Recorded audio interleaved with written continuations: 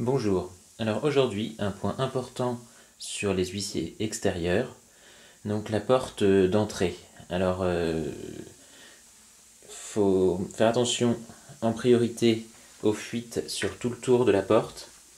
Donc, alors par exemple, pour une porte parfaitement isolée, on va retrouver donc tout du long de la porte un caoutchouc qui va permettre d'isoler, un caoutchouc qu'on va retrouver tout autour et même jusque en dessous où il y aura aussi un autre caoutchouc balai qui va permettre d'éviter tous les problèmes d'étanchéité à l'air.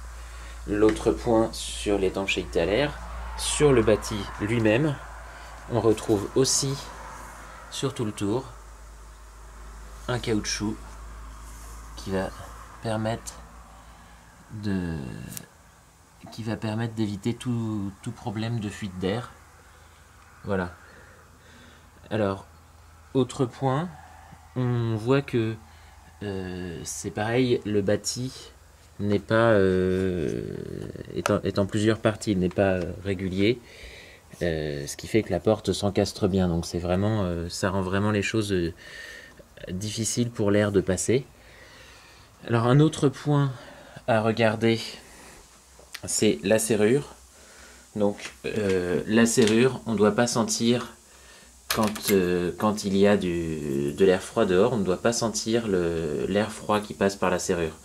Donc ça, c'est un des gros défauts qu'on trouve sur de nombreuses portes d'entrée.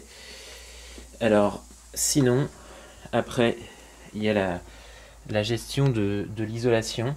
Alors, on voit peut-être un petit peu par la fenêtre l'isolation par l'extérieur de la maison, qu'on voit à côté de la sonnette, vient en fait ici recouvrir beaucoup plus que ce qu'on a à l'intérieur. Donc en fait ça évite un pont thermique sur tout le bâti de la porte.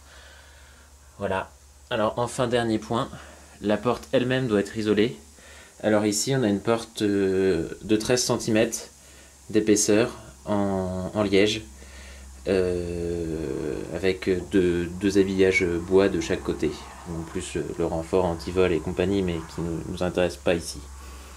Voilà. Alors dernier point, quand on a une porte comme ici, avec une vitre sur le côté, un triple vitrage qui permet aussi une meilleure isolation.